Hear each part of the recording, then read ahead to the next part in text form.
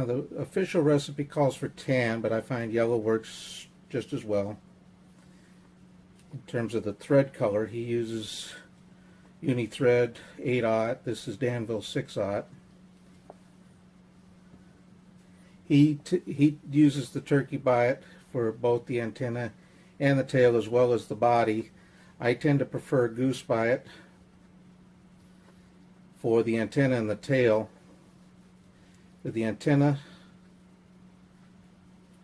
I tend to go higher on the stem as the biots come out a little bit narrower.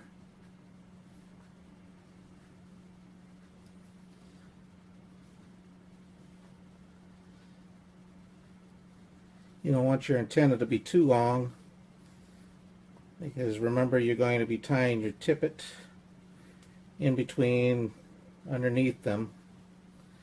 Basically just work one onto one side of the hook and work another onto the other side of the hook, trying to get them roughly even and curved away from each other. The biots have a natural curve.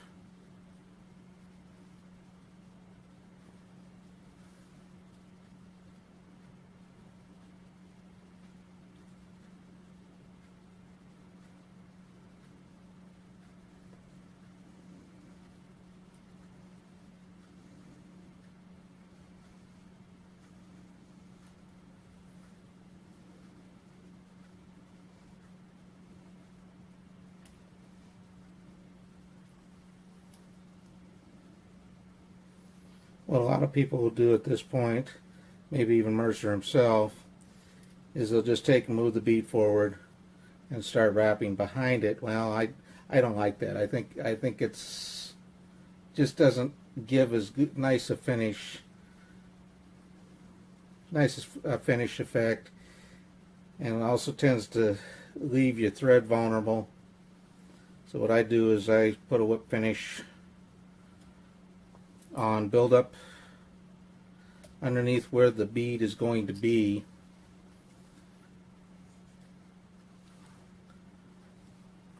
And I put a little Flexament or Zap-A-Gap on that thread.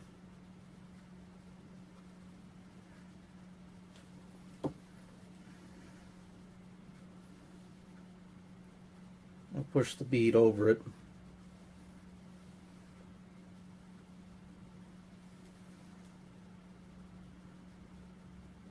Where the glue will help hold everything in place. It'll help with the antenna, it'll help with the bead.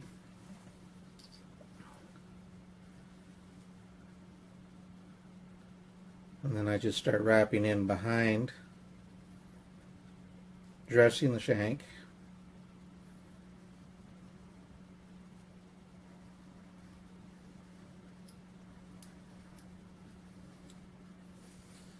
All the way back to the barb or the bend of the hook, however you want to view it. And then what I do is I go lower on the stem on the Goose biot, because as you go a little lower, the barbs or the biots tend to be a little wider, which is what I want for the tail. And once again, one on either side of the hook shank, curving away from each other.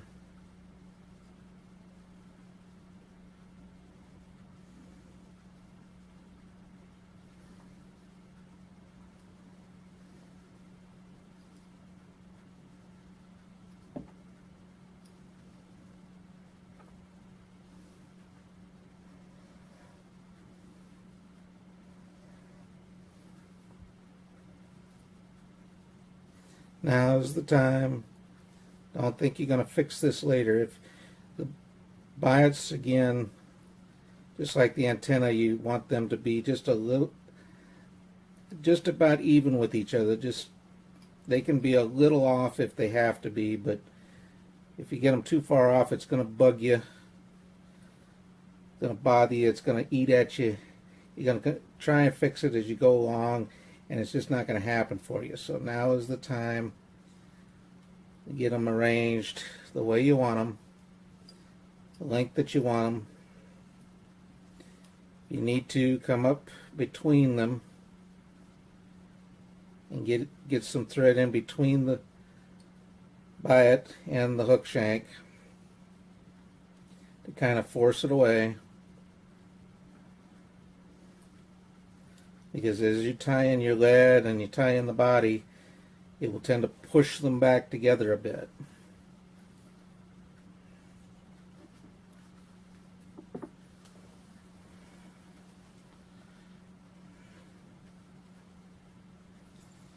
I don't know how well or if you can see it at all, but notice that there's a slight slant to the way that that wire is cut. What you're trying to do is create a little bit of a taper to the underbody.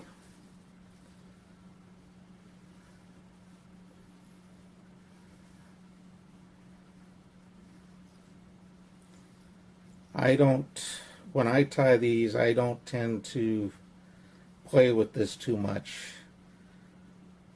What I do is I just wrap around the shank underneath the thorax, and then I will come down along the sides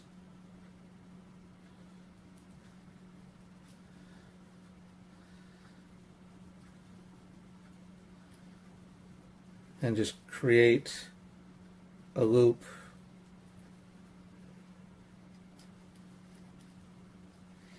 It doesn't look quite as finished in the end as doing it this way, doing it the way that he does. I think it's a little faster. I think it gives a little more weight to the fly the way I do it, but we're trying to show you how Mercer does it.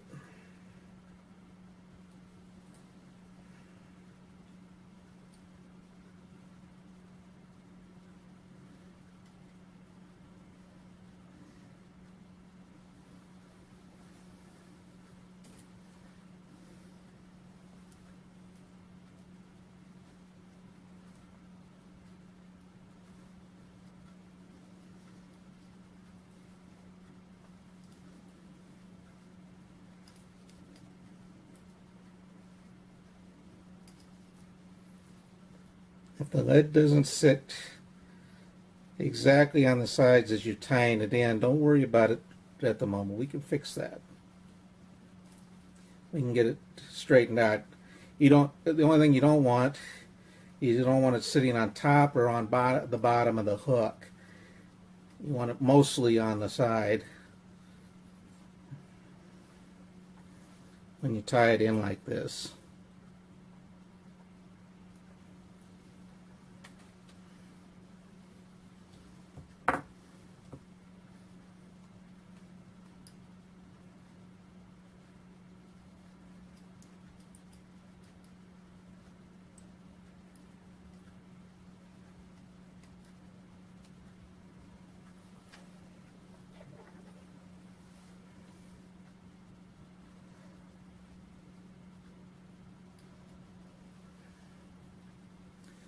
Take yourself a set of needle nose pliers and just kind of work it down so it falls off to the sides of the shank.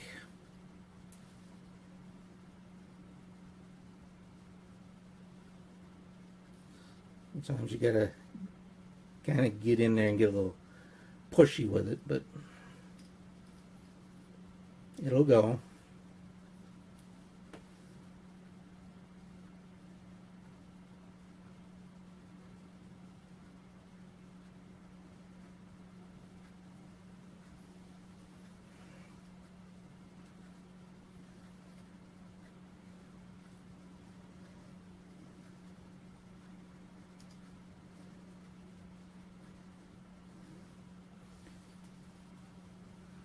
Now remember, stoneflies don't have a nice narrow little body. They have a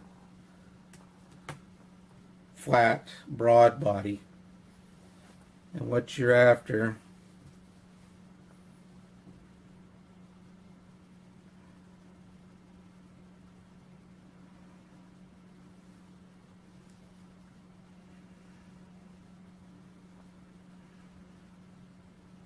is to flatten that out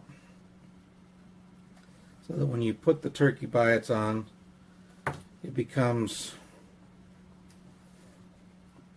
a flat body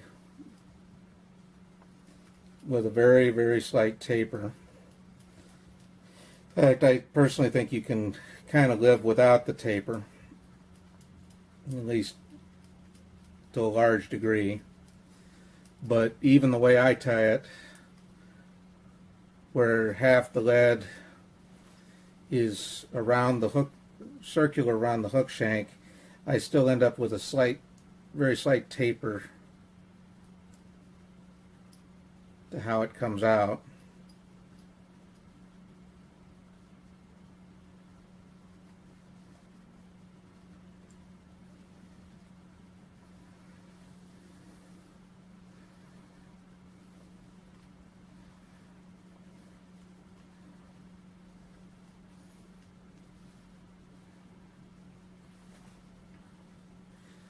Now what you want to do,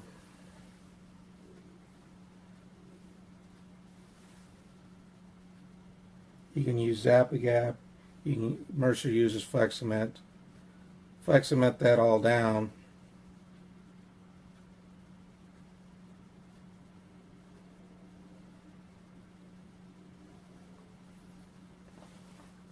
What that'll do is that'll give some durability to your underbody. It'll also create a bit of a tacky, as it dries, a bit of a tacky solution to tie down your turkey biots. Now when picking a turkey biot, find the longest ones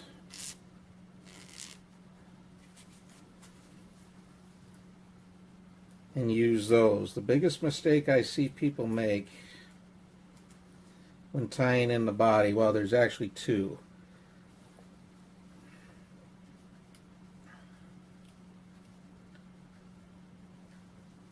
Again, you want to give this a little time to dry out, just a little bit. Let it become tacky, not wet. Otherwise, you're going to end up pushing the glue around and up through everything. It becomes a little messy. And this may take a minute or two to make it happen, but it's worth it in the long run. But what you want to do is you want to put your turkey biot on there so that when you tie it in and wrap it forward, you'll end up with ridges sticking up. You don't want it smooth, you want ridges. That will give you a segmentation or a look of segmentation to the body.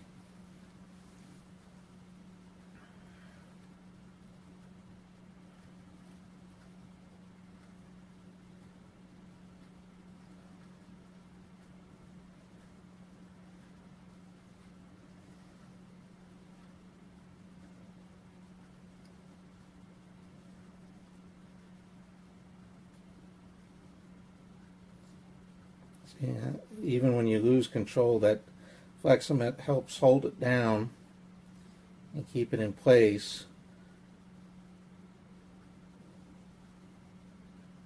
long enough to grab it again.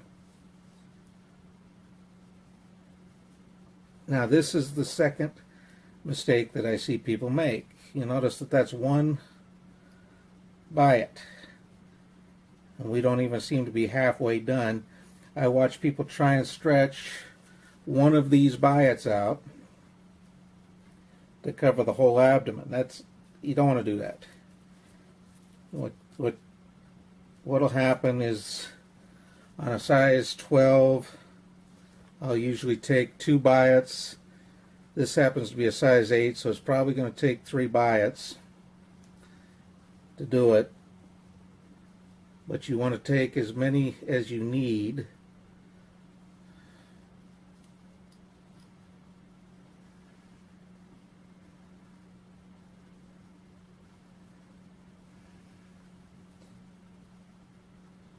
Just pick up where more or less where you left off with just a little overlap.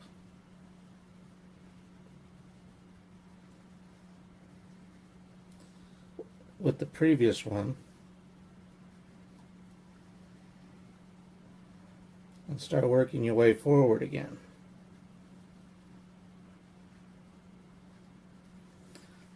Now, one of the nice little benefits to using more than one is that it will increase the size of your underbody just a little bit, will give it just a little bit more taper than you had before with the wire, with the lead wire. So it all kind of works to your advantage, not to go cheap, not to. I'm as frugal as the next guy, and even I'm willing to use 2 or 3 Biots to get this done.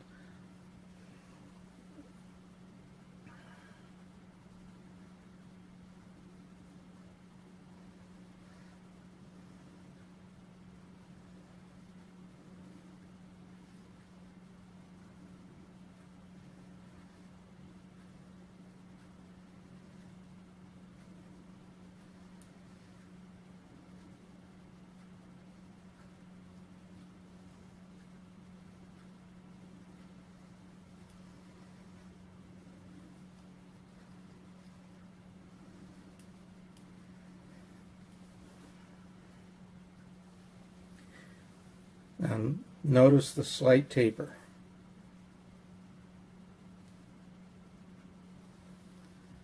Now while that Flexament is holding it down, take a permanent marker and start putting some modeling on the antenna,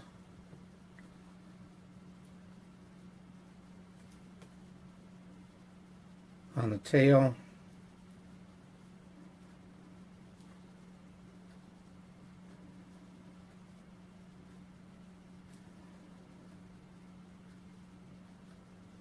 and along the abdomen.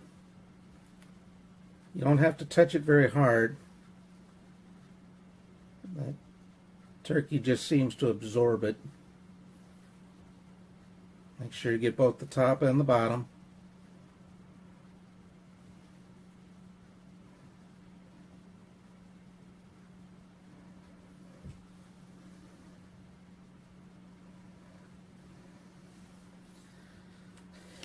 Now, one thing Mercer doesn't do that I do, even when I'm trying to tie it his way, is I add more Flexament on top. This is the weakest point of the fly, is the turkey Biot. In fact, when they start to come apart, 99 times out of 100, it's the Biot. Of course, if you do it this way, it takes quite a few fish, quite a bit of bouncing off the bottom for it to start to come apart. Now, the original recipe calls for a turkey back, and that's what I tend to stick with, just because I like the color, I like the effect that it gives. But you can use thin skin, you can use a number of things, scud back, to make the shell back, because in the end it's going to be tied in under the epoxy.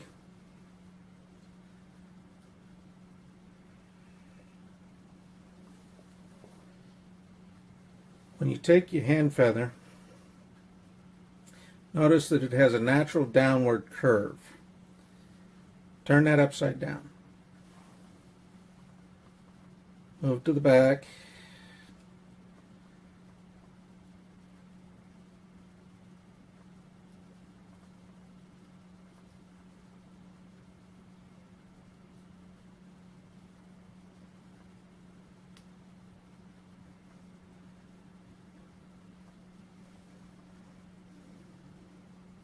Mercer has his own dubbing that he markets. I tend to like my own color. Again, just has to do with the naturals in the area. But you're going to want to use a dubbing loop.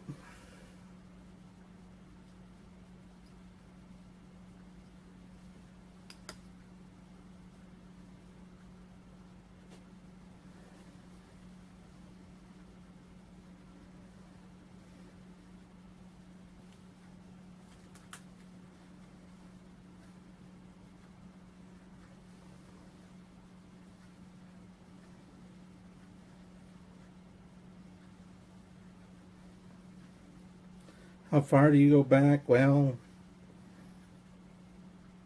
in some ways, that's a personal sense of aesthetic. You want to leave enough body to leave the impression of the elongated abdomen.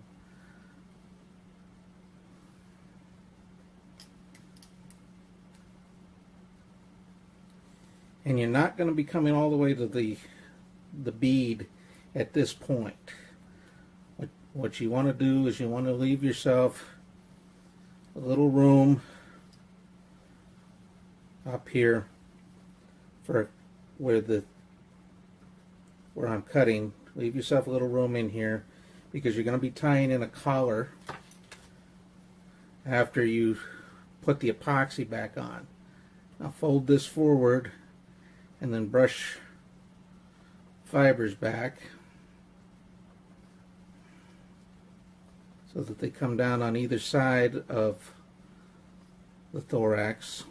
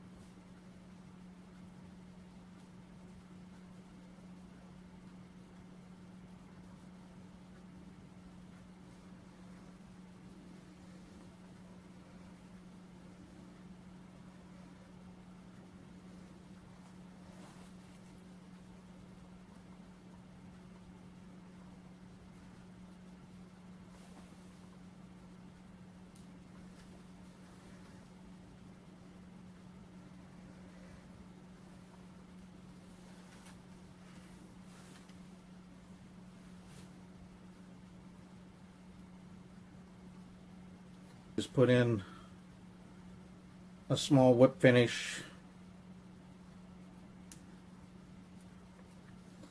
tie that off. What Mercer will do is he'll tie up several of these to this point and then add the epoxy back, which we'll do now. I never work with epoxy inside the house. That's why when you tie these flies, you're going to want to tie a half dozen or a dozen.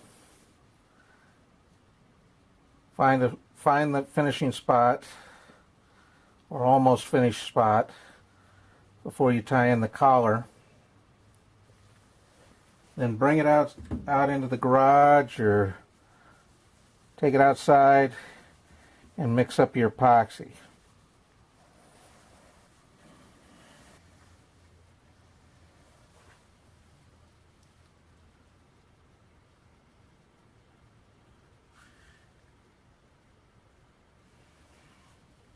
You usually want to lay down a little bit of a base and then come right back over the top of it.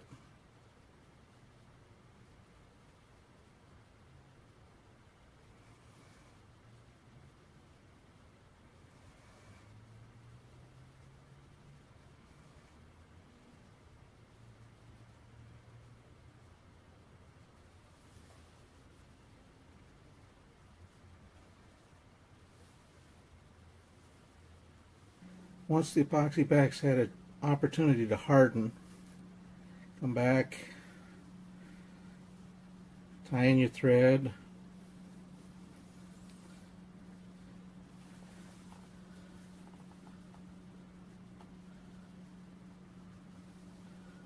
Well, Dave's Flexomet.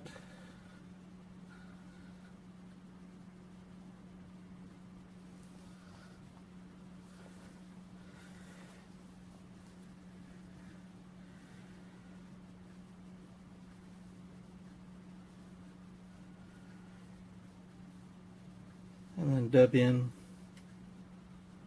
a little bit of a collar.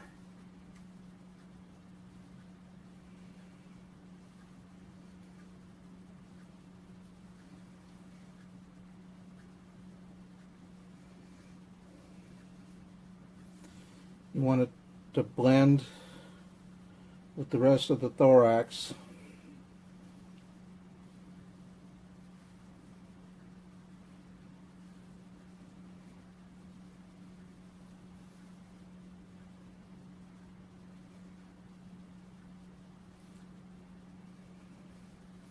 So to some degree you will work your way back up over the epoxy back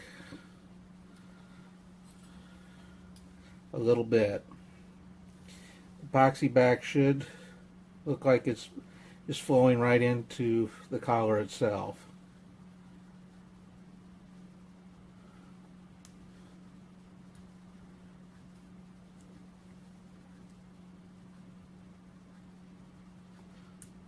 Whip finish.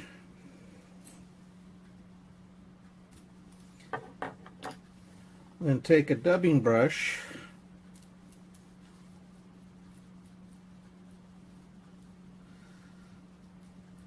work at that collar a little bit, and then on the thorax dub it out to the sides, or pick it out with a bodkin, whatever you need to do, but rough it up a little bit out to each side.